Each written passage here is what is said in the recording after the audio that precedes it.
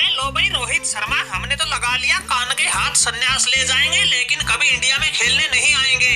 यार कोई घर बुला के ऐसे बेइज्जती थोड़ी करता है। तुम तो बिल्कुल भी दया धर्म ना दिखा रहे। ऊपर से बेसबॉल का आविष्कार हम इंग्लैंड वालों ने किया, लेकिन उसका पूरा फायदा तुम इंडिया वाले उठा रहे। हमारे वालों से तो पूरी पारी में सिर्फ 3 छक्के लगे, लेकिन तुम लोगों ने 1 विकेट के नुकसान पे 135 रन बनाए हैं, उसी में 7 छक्के लगा दिए। अरे बेन स्टोक भाई ऐसे घबराओ मत, बड़े बड़े शहरों में छोटी मोटी घटना तो होती रहती है।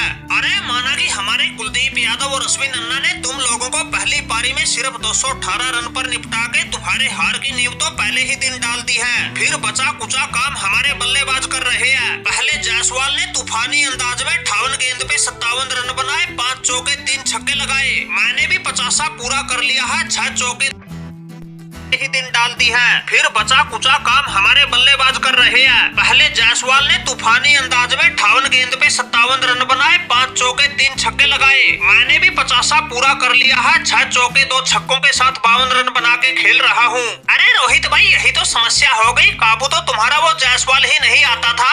अब की बार जैसे तैसे करके हमने उसको जल्दी निपटाया, तुम खूंटा गाड़ के खड़े हो गए। फिर इस गिल के चोंचले तो अलग ही है, आजकल ये तो चौकों से ज्यादा छक्के लगाता है। पिछले मैच की आखिरी पारी में भी सिर्फ 2 छक्के लगाए थे। इस पारी में भी नबाद 26 रन बना दिए, उसी में 2 चौके 2 छक्के लगा दिए। अरे गिल भाई अगर तुम्हारी सारा से कोई तू मैं हुई है तो उसका गुस्सा हम पर क्यों निकाल रहे हो? भाई अपने रवैये को थोड़ा नरम करो। सीरीज तो तुम लोगों ने पहले ही जीत ली है, अब क्या खाल उतार के मानोगे?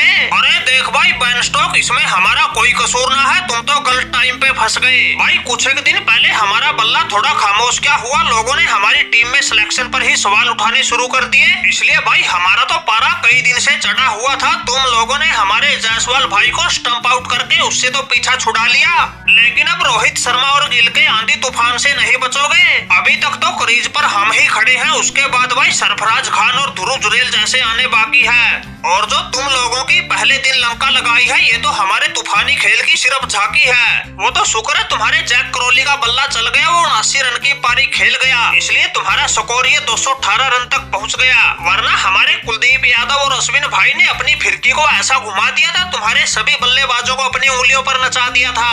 कुलदीप यादव ने विकेटों का पंजा मारा तो चौका अश्विन भी मार गया। हमें तो पक्का यकीन है इंग्लैंड ये आखिरी मैच भी बिल्कुल एक तरफा हार गया।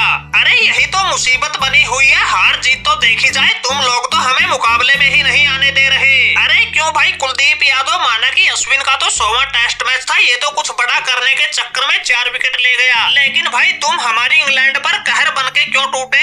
अरे तुम्हारे सामने हमारे Jack Crawley, Ben Duckett, Jonny Bairstow और ओली पॉप सभी हो गए फ्लॉप। तुम्हारी गेंदबाजी का तो ऐसा था खौफ, ये खुद बेन स्टोक भी अपना खाता नहीं खोल पाया। 0 के स्कोर पर ही होके तुम्हारी गेंद पे एलबीडब्ल्यू पवेलियन लौट आया।